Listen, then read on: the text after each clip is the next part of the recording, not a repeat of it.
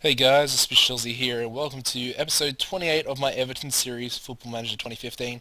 First of all, I just want to give you my apology as to why I haven't uploaded in 2 weeks.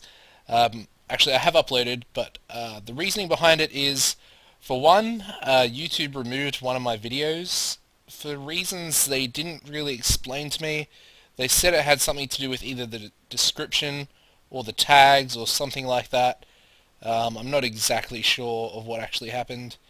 I sent them an email asking about it, and they didn't respond to me. So basically, it said on the video that I could either re-upload it or just delete it. And obviously, I deleted it, then re-uploaded it, so I could have a fresh copy. And I've changed a few things in my description as well, which I think might be what they deleted the video for. So hopefully that doesn't happen again. But that, yeah, just really demotivated me from making videos. Not to mention, I'm just coming back from an illness as well. I've had a bit of tonsillitis recently, which is, obviously to do with your throat, and it's just horrible. And yeah, definitely couldn't commentate or anything like that. Just gotten over it in the last few days or so. So yeah, back to making videos, and yeah, we're starting off with this Everton series episode. Um, if you could check out the Orlando City, I think it's episode 6 is the one I just uploaded again, and give that video a like. That'd be amazing, guys, because it had something like 8 or 9 likes on it at the time, which is disappointing to see a video like that, which is pretty decent. My video's been really good since I've started uploading again. And for that to happen, and for a video like that, I think it was at like 228 views with 9 likes. It was so demotivating. Anyway, back on topic with this video. Of course, this is the mid-season review. Plus, we'll do a live comp today against Arsenal, who are my favourite team in real life. We'll go to the transfers first of all, even though there is absolutely nothing to cover. We did not make any transfers. We did not sell any players in January, so pretty boring stuff there. I do apologise for that. I did mention that I was going to try and sign that left back. I've forgotten his name. Yeah, I've totally forgotten his name. But I decided against it. We've got a few good prospects in the left back position. We've got obviously the guy we signed. I think it was was it the start of this season? Might have been. Oh yeah, it was this season. Yeah, Velasquez. Very good left back. Obviously, can play right back as well, but I want him for left. He's absolute quality. He's on loan at Feyenoord at the moment. He's 19, already got 2 caps for Uruguay. He will be first team in the future to replace Leighton Baines. Sorry, Leighton Baines and Oviedo. So got him, and then we got a guy in the youth team as well who's come through. Richard Taylor, pretty decent little prospect. 17 years old, Welsh nationality. I look like I could probably do something with him. And I believe there's actually another prospect. Yeah, Jack Machin or Machin. I'm not really too sure how you pronounce that. I'm going to say Machin because this sounds a bit more English. But anyway, yeah, he's another very good prospect. A little bit older, same age as Velasquez. Obviously not as developed, but yeah, again, really decent, good determination. He's actually got quite impressive mentals. Defensively, he's alright. Going forward, needs some work, as well as a lot of his other technical attributes. Doesn't have the greatest acceleration, but good pace, good strength. And yeah, he's quite stocky as well. 82 kilos, 186 centimeters. It's pretty decent. So anyway, that's the left back prospects. Kind of put me off buying that player, who was a little bit more established. I think he was 22 or 23 maybe. I should show him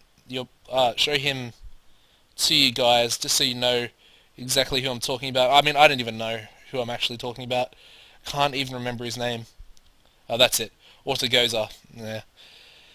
Obviously, he's an amazing player. Don't get me wrong. He is only 20 years old, so I got that wrong.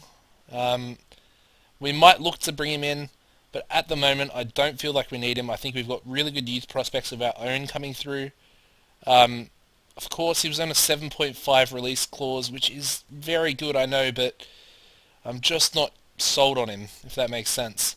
So anyway, let's get into the fixtures now, as we didn't make any transfer activity. Of course, the previous episode was the 1-1 draw with Anderlecht. We then went on a bit of a losing streak, first coming to Man City away from home. We lost 2-1. Pretty disappointing result, I know. Wasn't happy with it at all. As you can see, De Bruyne and Kovacic getting their goals, and Joel Campbell getting one in the 89th minute for us. Surprisingly enough, we got man of the match in Rabiot, but obviously wasn't good enough at all. And yeah, the start to a bad run, I suppose. We then lost 1-0 to Aston Villa. This one came at home at Goodison Park. A little bit, disheartening to say the least. As you can see, we were probably the better team. Jack Wilshere, now an Everton player, getting the only goal of the game there. And again, one of our players got man of the match, so I feel a little bit hard done by. But anyway, we then lost the Merseyside derby. 3 on the trot, 3 losses in a row. They opened the scoring through Campbell. Then Thorgan Hazard, who was a prospect, maybe 2 seasons ago that I was looking at trying to sign. I think he actually chose QPR over me. And then, Liverpool recently bought him off QPR. So, Leighton Baines getting a goal in the Merseyside derby and man of the match as well. Good for the, 35? Yeah, 35-year-old legend of the club. But yeah, another disappointing loss. And then we lost in the final group stage game of the Champions League. And as you guys probably saw already, that does mean we went into the Europa League, which was the one thing I really didn't want to happen. Tevez, Coutinho, and Vidal on the score sheet for Juventus there. It was always going to be hard in Turin, and to put it into a decent light, our goalkeeper was man of the match, and they only scored 3 goals. So yeah, he got an 8.5. So we probably should have lost by at least 5 plus. Matthew Ryan, interestingly enough, is an Australian goalkeeper. He actually used to watch him play when he was in the A-League for the Central Coast Mariners. And, now he's actually just signed a 6-year contract for Valencia in La Liga. He is also Australia's first-team goalkeeper on the international scene. So, yeah. We then managed to bounce back from 4 losses in a row with a 4-1 victory over Burnley. Lukaku, Campbell, Matip, and Baines. Danny Ings also got on the score sheet there for Burnley. And Leighton Baines picking up another man of the match performance as well. We then beat Fulham away from home as well. Lukaku with a brace and Sean Sleeth on the score sheet. Good to see, one of my favourite players of the series. Then we had West Ham, nice little clean sheet, 3-0 victory at home. Lukaku, Walsh and Young Hyuk. We then lost to Norwich, disappointingly. I think they're a bit of a bogey team for us. Stindl, Josh Murphy and Danny Bath on the score sheet for them there, and they beat us pretty convincingly. We didn't really create too much, and they did, and I think they deserved to pick up the win there. We then battered Newcastle, however, 4-0 at home. Lukaku, Sean Sleeth with a brace, and Joel Campbell on the score sheet as well, with Sean Sleeth picking up man of the match. We then versed Arsenal in the FA Cup 3rd round. Could only manage a 1-1 draw at the Emirates. Lukaku opened the scoring, and Ryan Gold got one back for them. We then versed Hull in between. Lost 1-0 at home through a Connor Wickham goal. As you can see, their defence played pretty well. Ranocchia picking up man of the match for them. We then played the replay of the FA Cup 3rd round. Got battered by Arsenal, who of course were versing today, 4-1. Van Ginkel got a brace, Asamoah and Mooney on the score sheet, and obviously Lukaku was our goal scorer. We then managed a 0-0 drub match against Manchester United at home. Pretty good result. Sellout of our new expanded stadium at 50,000 capacity. And I was quite happy with that, to be honest. We then managed to beat Nottingham Forest 2-0. Joel Campbell and Lukaku on the score sheet for us there. And in the final game I've played was against West Brom, in which we picked up a 4-0 away victory through Geordie and Matt own goal, Joel Campbell, Delofu and Yong Hyuk. So of course that leaves us today with our live com against Arsenal. We currently sit 5th in the league, 1 point behind United in 4th, who are 1 point ahead of Tottenham in 3rd, who are on 46 points, and then they are also 1 point behind Chelsea, who are on 47. although Chelsea have played an extra game. So yeah, everything there is still to play for. Liverpool have the potential to go above us as they do have a game in hand and they are on the same points as us. In the Europa League, we do have Dynamo Moscow up next in the first knockout round of the Europa League. So looking forward to that. Obviously, we're out of the FA Cup, out of the Capital One Cup as well, both in the first rounds that we obviously go into. So a little bit disappointing there. You know, we've won a few of them in the past, but we're going to try and focus on the league. Focus on trying to get back into the Champions League, I think is, again, one of the most important things about this series. Okay, so today's lineup, I think we'll just go with this team, to be honest. It's pretty much this normal starting 11, I'd have to say. We'll go with Rulli in goals, Amarilla at right back, Matip and Stones as our centre halves with Oviedo at left back. We got Mellum and Fernandez as our central midfielders with Barkley sitting in front as our AMC.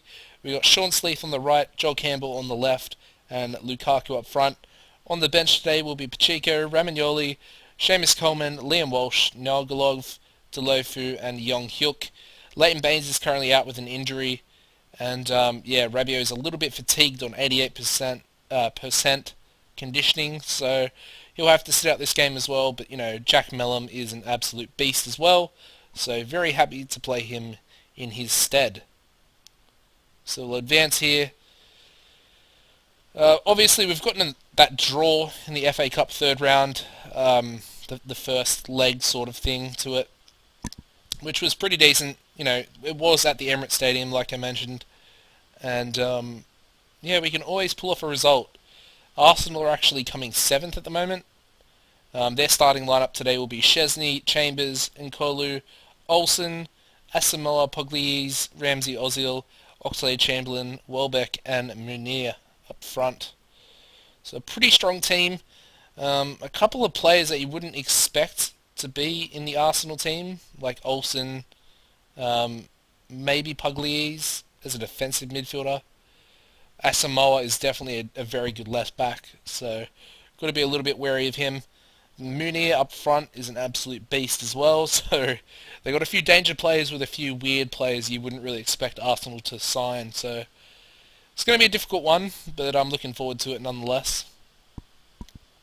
It's been a while since I've done a live com as well. I'm probably just going to have a little quick sip of my drink here, just to try and clear my throat a bit.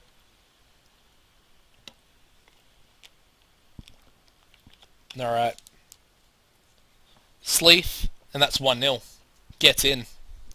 Sean Sleeth in the 5th minute of the game gets his 8th goal of the season. And yeah, continues to be one of, if not my favourite player of the series. We signed him for like 20 million from Stoke. Was it Stoke or Forest? I think it might have been Nottingham Forest. Absolutely poached one of Nottingham Forest's best players. And yeah, homegrown as well, English. I just love that. I'm very happy with him. And he's increased quite nicely. He's becoming quite the player. You know, stats wise. Arsenal, decent little move here. They go all the way back. Played out wide to Asamoah, who, like I said, is a beast, and that is 1-1. Brilliant little assist there to Oxlade-Chamberlain through Asamoah.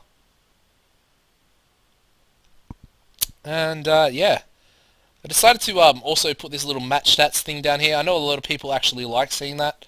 So yeah, that is for you guys that like to be all statistical. I quite enjoy it as well. I don't mind it, except when I'm getting battered by certain teams. But we're not doing too badly here against Arsenal. You know, we're kind of keeping with them. Or, you know, even though it's Arsenal and they're the home team. Welbeck. Cleared by Matip. Ozil to Ramsey. Oh, no, Matip, you know, cutting the ball out there once again. It's pretty nice to see. And then Sleeth gives it away, which is the opposite. Disappointing.